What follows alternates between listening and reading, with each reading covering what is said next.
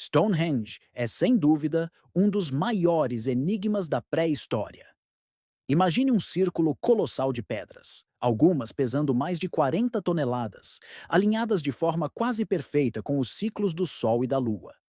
Hoje, milhares de pessoas viajam até o sul da Inglaterra apenas para contemplar esse monumento misterioso.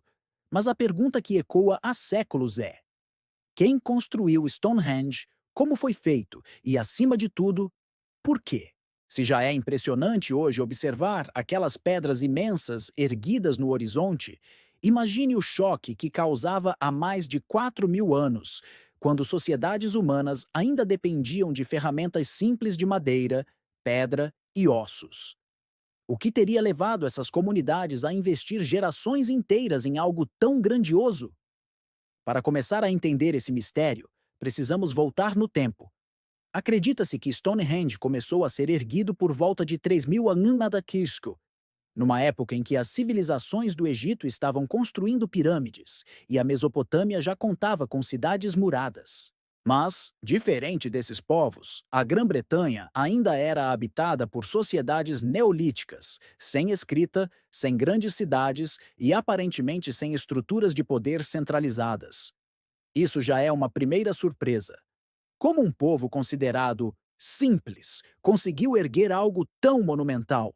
Estaríamos subestimando suas capacidades?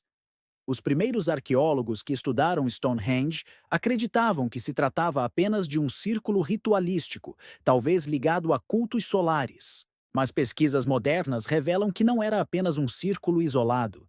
Stonehenge fazia parte de um enorme complexo cerimonial que incluía avenidas, fossos, montes funerários e outros monumentos de madeira.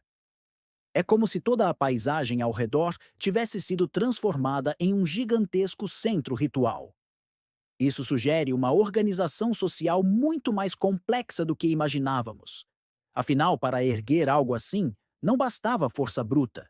Era preciso planejamento, logística, liderança e, claro, uma crença poderosa o suficiente para unir centenas, talvez milhares de pessoas em torno de um objetivo comum.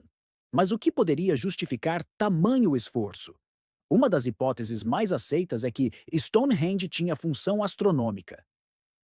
Ao observar o monumento, nota-se que no solstício de verão, o Sol nasce alinhado com a chamada Heel Stone, uma pedra que marca a entrada principal. No solstício de inverno, o pôr do Sol também se alinha com o eixo oposto. Isso não pode ser coincidência. É como se Stonehenge fosse um calendário de pedra, um marcador cósmico que ajudava aqueles povos a identificar os momentos certos para plantar, colher e realizar rituais. Mas se fosse apenas isso, por que investir em pedras tão gigantes? Uma simples marcação no solo já resolveria o problema. Isso nos leva à segunda hipótese. Stonehenge não era apenas funcional, mas também espiritual. Era um templo, um espaço sagrado que conectava a comunidade com as forças cósmicas. Há evidências de que o local também tinha relação com a morte. Escavações revelaram restos humanos enterrados ao redor do círculo, alguns cremados, outros depositados em rituais aparentemente elaborados. Poderia Stonehenge ser um portal entre o mundo dos vivos e dos mortos? Muitos arqueólogos acreditam que sim. Talvez aquelas pedras gigantes fossem vistas como guardiãs de uma passagem espiritual, conectando o humano ao divino. Nesse sentido, o monumento não era apenas uma construção física, mas um símbolo de continuidade, um elo entre gerações e entre mundos. No entanto, a questão que mais intriga os estudiosos é: como moveram e ergueram pedras tão gigantescas? Algumas delas, chamadas de sarsens, foram trazidas de pedreiras a 30 quilômetros de distância, o que já é impressionante. Mas o maior enigma envolve as chamadas bluestones, pedras menores, mas ainda assim pesadas, que vieram do país de Gales, a mais de 200 quilômetros dali. Como transportar blocos de várias toneladas por essa distância imensa, sem rodas, sem ferro e sem animais de tração?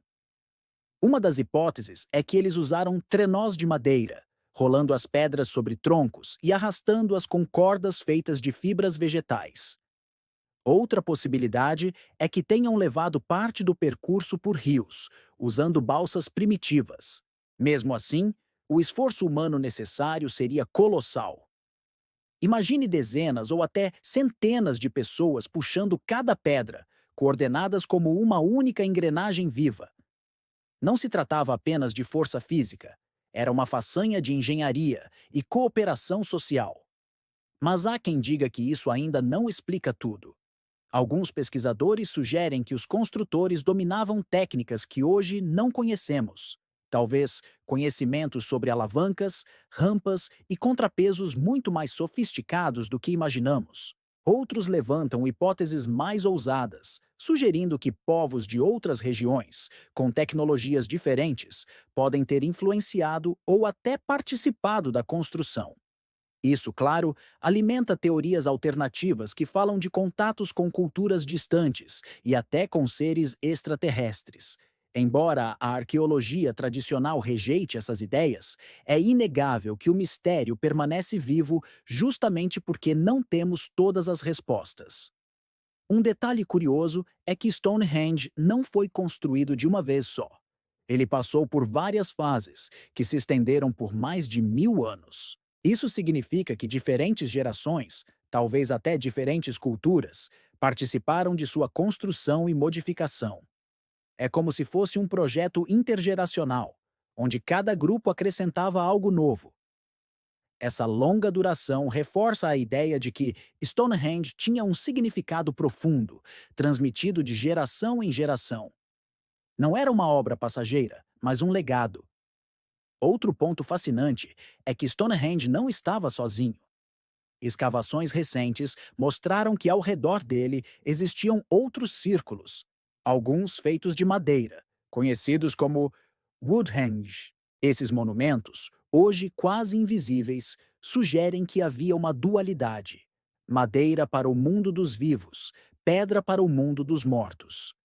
Essa interpretação dá ainda mais profundidade ao complexo, mostrando que não se tratava apenas de um círculo de pedras, mas de um vasto sistema simbólico que organizava a vida espiritual e social de toda a região. E o que dizer do som? Pesquisas acústicas sugerem que Stonehenge poderia ter sido usado também como espaço para rituais sonoros. As pedras criam uma acústica única, amplificando vozes e tambores. Imagine uma cerimônia noturna, com tochas iluminando as pedras e dezenas de pessoas entoando cânticos que ecoavam pelo círculo. A experiência devia ser impressionante, quase sobrenatural. Talvez fosse justamente essa atmosfera que reforçava a ideia de conexão com forças divinas. Mas por que esse mistério ainda nos fascina tanto? Talvez porque Stonehenge nos mostra que povos antigos eram capazes de feitos extraordinários sem depender das tecnologias modernas. Ele quebra essa ideia de que progresso é apenas questão de máquinas e mostra que organização, crença e criatividade podem mover montanhas. Ou, nesse caso, erguer pedras gigantes. Além disso, há algo profundamente humano em Stonehenge: a busca por sentido, a tentativa de entender o cosmos e o lugar que ocupamos nele. Mesmo sem escrita, sem livros e sem ciência como conhecemos, aqueles povos já olhavam para o céu e buscavam respostas. E aqui entra uma reflexão: será que estamos realmente tão distantes deles? Hoje usamos telescópios, aceleradores de partículas e computadores quânticos para tentar decifrar o universo. Mas, no fundo, a pergunta é a mesma: de onde viemos? Por que estamos aqui? E para onde vamos? Stonehenge, nesse sentido, é mais do que um monumento arqueológico. É um espelho que reflete nossa própria inquietação existencial. O fato de ainda não termos respostas definitivas só aumenta o fascínio. Cada descoberta arqueológica parece abrir novas perguntas.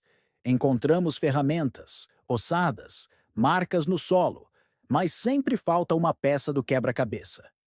É como se Stonehenge tivesse sido projetado para guardar seu mistério para sempre. E talvez seja justamente isso que o torna eterno. Porque, no fim das contas, Stonehenge não é apenas sobre pedras erguidas no passado. É sobre nossa necessidade de buscar explicações e de criar símbolos que resistem ao tempo.